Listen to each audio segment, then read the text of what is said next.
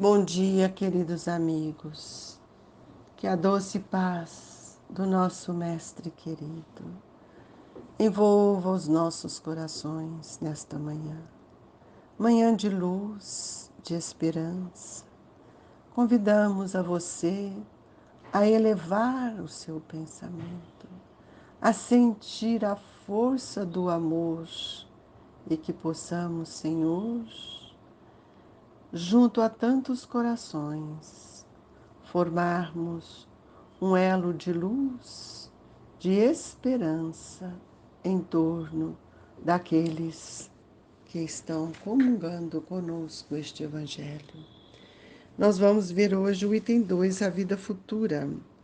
Por essas palavras, Jesus claramente se refere à vida futura, que ele apresenta em todas as circunstâncias, como a meta que a humanidade irá ter e como devendo constituir objeto das maiores preocupações do homem na Terra. Todas as suas máximas se reportam a esse grande princípio. Com efeito, sem a vida futura, nenhuma razão de ser teria a maior parte de seus preceitos morais, donde vem que os que não creem na vida futura, imaginando que ele apenas falava da vida presente, não os compreendem ou os consideram pueris. Esse dogma, portanto, pode esse dogma pode, portanto, ser tido como um eixo do ensino do Cristo, pelo que foi colocado num dos primeiros lugares à frente desta obra. É que ele tem de ser o ponto de mira de todos os homens. Só ele justifica as anomalias da vida terrena e se mostra de acordo com a justiça de Deus. Apenas ideias muito imprecisas tinham os judeus acerca da vida futura. Acreditavam nos anjos, considerando-os privilegiados da criação. Não sabiam, porém, que os homens podem um dia tornar-se anjos e participar e partilhar da felicidade destes. Segundo eles, a observância da lei de Deus era recompensada com os bens terrenos, como a supremacia da nação a que pertencem, como vitória sobre os seus inimigos. As calamidades públicas e as derrotas eram o castigo da desobediência àquelas leis. Moisés não pudera dizer mais do que isso a um povo pastor ignorante que precisava ser tocado, antes de tudo, pelas coisas deste mundo. Mais tarde, Jesus lhe revelou que há outro mundo onde a justiça de Deus segue o seu curso.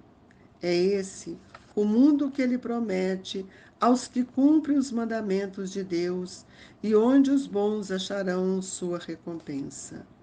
Aí o seu reino. Lá é que ele se encontra na sua glória e para onde voltaria quando deixasse a terra. Nós, nesse instante, elevando o nosso pensamento ao nosso Mestre Jesus, nós queremos dizer: Pai nosso que estais nos céus, santificado seja o vosso nome. Venha a nós o vosso reino, seja feita a vossa vontade, assim na terra como nos céus. O pão nosso de cada dia nos dai hoje, Senhor. Perdoa as nossas dívidas, assim como nós devemos perdoar os nossos devedores. Não nos deixeis, Senhor, cairmos em tentação, mas livra-nos de todo mal, que assim seja. Jesus, querido Mestre, amparai a todos os nossos irmãos que ora comungam conosco este Evangelho e aqueles outros, Jesus, que se encontram nos seus lares, acamados nos hospitais, onde houver a dor, Jesus, que a sua presença se faça na forma de luz e de esperança. dores da alma de toda sorte. Auxiliai-os, pois, Mestre. E assim, Jesus, sob a luz infinita do seu amor, iniciamos os comentários do Evangelho da manhã de hoje, convidando a todos a pensar nas lições grandiosas de Jesus. Convite incessante para que nós possamos compreender como vamos construir o reino de Deus em nossos corações. Nós hoje estamos falando da vida futura. O que é a vida futura? É justamente o ponto auge que Jesus veio nos mostrar da imortalidade. Que quando nós desencarnamos, o corpo morre, mas o espírito vivifica. E é aí que ele vai encontrar a sua vida, a vida futura, onde toda a semeadura que feita na terra, ele receberá a colheita. E Jesus, ele afirma que todos nós precisamos compreender que ele representa para nós a vida futura. Tanto é que na ressurreição, Jesus fez questão de se apresentar para Maria de Magdala. Então, nós vamos ver que todos nós precisamos conquistar algo diferente aqui na Terra. O planeta Terra é um planeta ainda de dores, de provas, de expiações, mas ele já está a caminho, recebendo espíritos que vão nos auxiliar, que vão nos dar a mão, para que nós possamos regenerar esses sentimentos tão atrofiados e uma vista tão atrofiada que não faz e não nos deixa estender o nosso olhar para a consequência dos nossos atos. A vida futura, ela é essa vida quando nós vamos sentir a força de todos os preceitos morais que Jesus veio nos ensinar. Aquele que crê que tudo termina com a morte, terá grandes dificuldades, porque eles não creem na vida futura. E essa questão da reencarnação é um dogma divino, é uma lei cujo Cristo veio nos ensinar. Todos nós precisamos colocarmos à frente desta obra divina, para que nós possamos melhorar, renovar os nossos sentimentos e que todos nós tenhamos dentro de nós uma compreensão muito mais profunda. E nós vimos que no tempo de Jesus, só os judeus, eles acreditavam nessa imortalidade, acreditavam num Deus único, mas eles acreditavam nos anjos, porque eles não sabiam que por meio da reencarnação, nós também um dia poderemos ser espíritos felizes, espíritos angelicais, espíritos que vamos ajudar tantos outros. E encontraremos nessa escalada evolutiva os mundos felizes. Mas isso é o caminho de ascensão que Jesus nos ensinou para que nós possamos compreender e observar com muito critério as leis de Deus. E todos aqueles que vivem dentro das leis de Deus, amando, perdoando, reconciliando, trabalhando, sentindo o valor da responsabilidade, do respeito, estes, sem dúvida, serão recompensados no mundo dos espíritos, na vida futura, onde eles terão novas oportunidades de retornar à Terra, de voltar aqui para contribuir com aqueles que, como ele ontem, não conseguiam enxergar. E nós vamos ver que mesmo Moisés, que veio com essa responsabilidade de transmitir aos homens o decálogo, tinha uma mediunidade excelente, ele não conseguiu, porque não era o compromisso dele, trabalhar essa vida futura. Ele tinha pressentimentos de um lugar santo, por isso que ele vai atrás da Terra Santa. Jesus, então, vem nos mostrar. Jesus veio nos ensinar, veio revelar para nós a justiça de Deus, a cada um segundo as suas obras. Qual é a obra que você está se esforçando a construir? Que obra é esta que você está buscando dentro de você para que você implante no seu coração, no seu pensamento, o reino de Deus? O reino de Deus, ele só será implantado dentro de nós quando verdadeiramente estivermos alinhados com a lei do amor, vivenciando o perdão, a indulgência, a misericórdia, retirando de nós o orgulho, o egoísmo, a indolência, a ociosidade, para que possamos então sentir o valor operoso do que seja implantar um estado de paz em nossa consciência. Nós percebemos que Jesus, ele nos trouxe ensinamentos que ampliavam o nosso olhar, e até hoje muitos de nós somos cegos. Então, todo cristão necessariamente precisa de crer na vida futura, na sua imortalidade. Todo cristão, todos nós precisamos. Mas, muitas vezes, nós falamos que acreditamos, mas não vivemos isso. Nós temos uma ideia vaga, incompleta.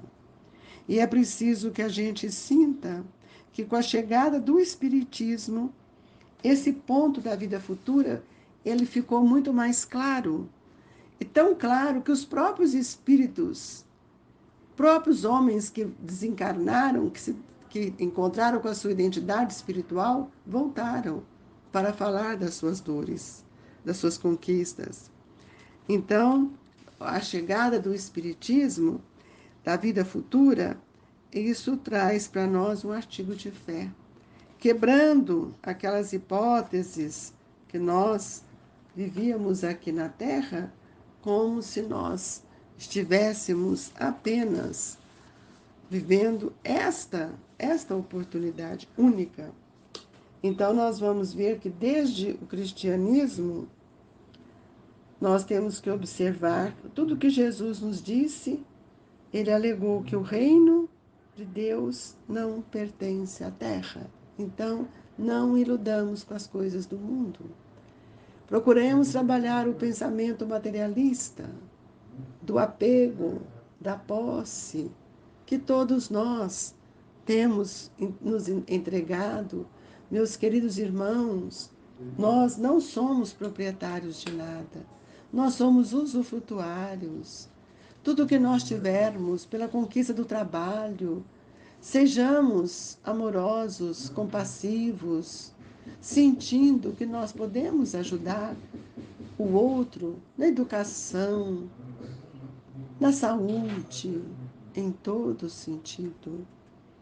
É preciso que a gente compreenda, quando nós falamos ontem sobre Cristo diante de Pilatos, que o Mestre, ele assevera a ele que o reino ainda não se instalara no ciclo da luta humana. Por que ele fala isso? Porque nós não estávamos preparados. Mas agora nós vamos entender que nós, com a doutrina espírita, nós já podemos compreender esse ser que somos. Somos um espírito imortal. Então, para o espírito imortal, nós vamos ver que nenhum de nós podemos viver atrasados, presos à maldade. Nós, muitas vezes, temos sido vítimas de nossas ilusões, nossas fraquezas. E é preciso que a gente aplique o bom ânimo, a boa vontade, para que nós possamos trabalhar a nossa consciência. Expandir a consciência também é expandir a razão, é expandir a nossa inteligência. Que Jesus possa nos auxiliar cada dia mais, para que nós possamos pensar que todos nós temos a oportunidade de melhorar. Então, não ficamos no vaso, contemplando o vaso da vaidade. Esse é um grande impedimento. Não ficamos presos na fortuna e nem vamos fazer vantagem ou falar vantagem dos bens materiais que nós temos. É preciso que a gente trabalhe tudo isso que o Evangelho nos tem ensinado em nossa intimidade espiritual, porque é lá que nós vamos cultivar o reino de Deus. E em verdade, Jesus nos ensinou que o reino de Deus ainda não é deste mundo. No entanto, várias vezes ele afirma para todos nós que esse reino permanece dentro de nós. Então, muitas vezes as pessoas ainda esperam que o reino de Deus venha com aparências externas, com as suas pompas, mas ele não vem.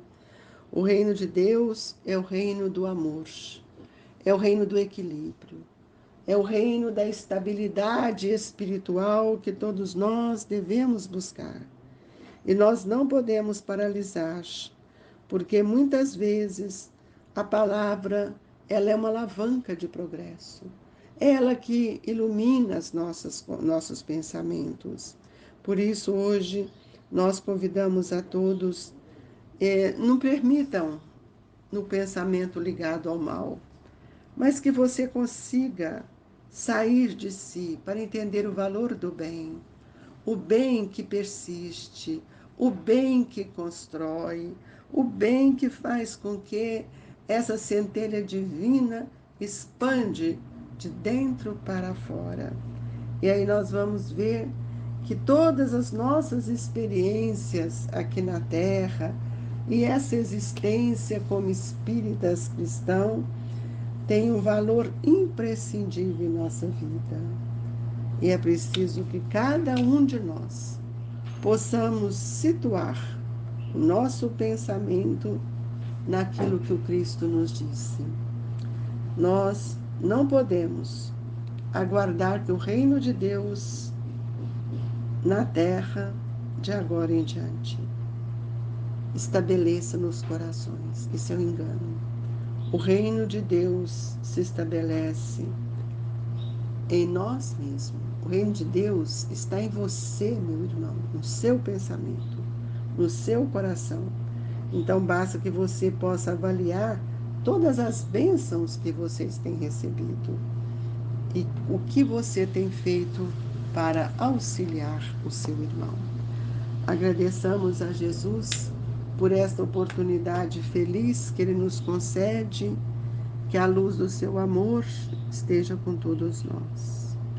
Mestre, que nesta hora do passe, pedimos aos nossos benfeitores que estendam as suas mãos sobre nós, a fim de que possamos receber o Evangelho em nossos corações. Que esta ação fluídica e magnética sustente-nos para os dias melhores. Dai-nos força e coragem para vencer a nós mesmos. Fluidifique por caridade a nossa água, que ela se transforme em medicamento tão valoroso para todos nós. E que esta bênção que ora estamos recebendo alcance outros irmãos, familiares, amigos, irmãos que se encontram nos hospitais. Que as mãos de Jesus alcance a cada um deles. E que a paz e a esperança sejam o nascedouro de nossos pensamentos. Desejamos a todos paz, harmonia e alegria com Jesus. Um abraço amigo do Grupo Espírita Esperança e Caridade, Colégio Allan Kardec. Que assim seja.